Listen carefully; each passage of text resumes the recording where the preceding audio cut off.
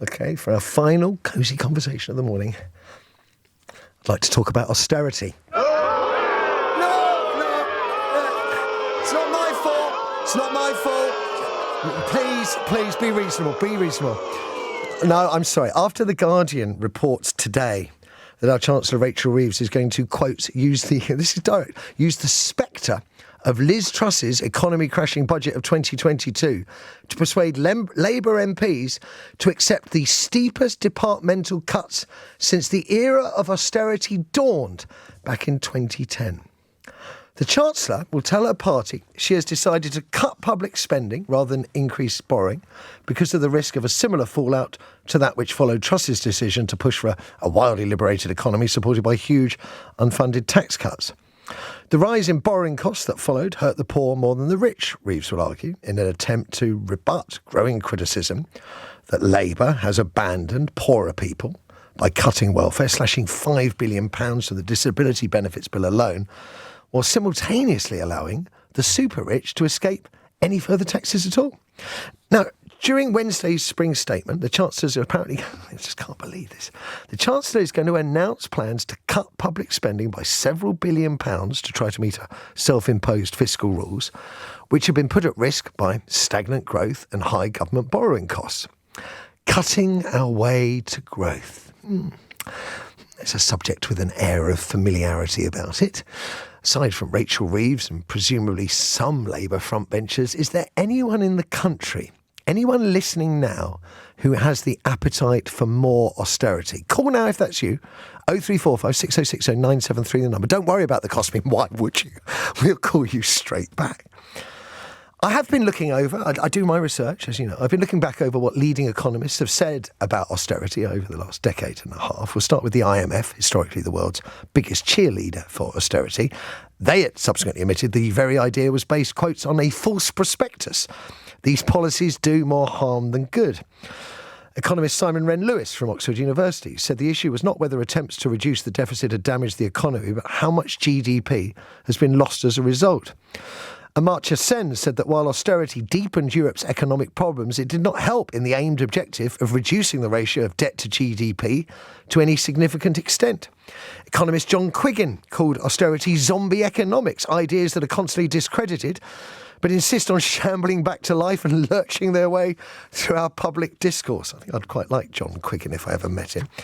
And then there's my personal favourite from the US economist Joseph Stiglitz, who noted, and I'm quoting directly, "It's remarkable there are still governments, including here in the UK, that still believe in austerity."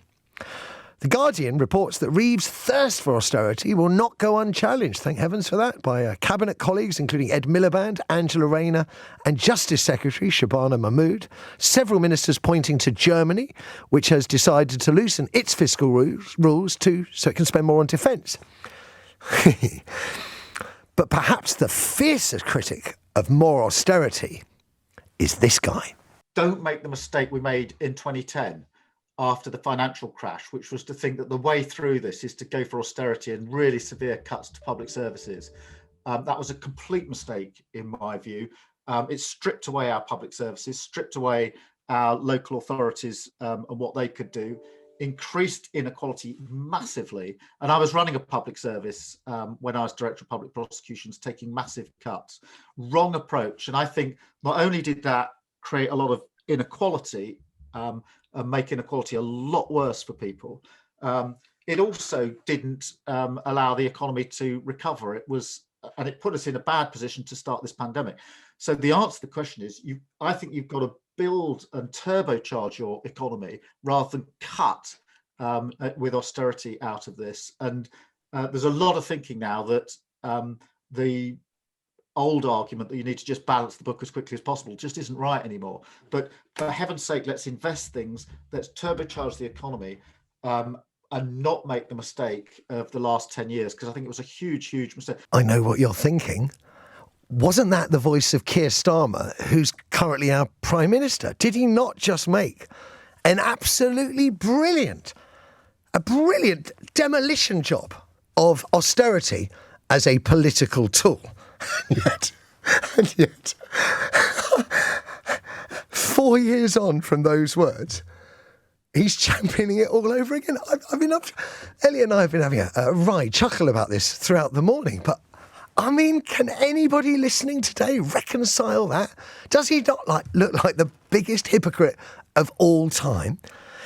He doesn't think austerity works for growth. Lest we forget, growth is his government's number one objective. He also said he actually witnessed firsthand the devastating effects of endless cuts when he was DPP in the early days of the coalition's austerity. I literally don't know how I should respond. Has our Prime Minister suddenly discovered a secret win or two that we could attribute to endless government cuts that no one else knows about? If Starmer was so opposed to austerity when he was leader of the opposition, what on earth has changed now he's in 10 Downing Street? It literally blows my mind. There's a few messages coming. Oh gosh, says Leo. What else can you say? I'd love to hear your reaction to that. 0345 6060 973. If anyone's got a good argument for austerity, you'll go straight to the front of the queue. If you've been bitten by austerity and feel that you need to warn the rest of the country to its dangers, you'll get through too.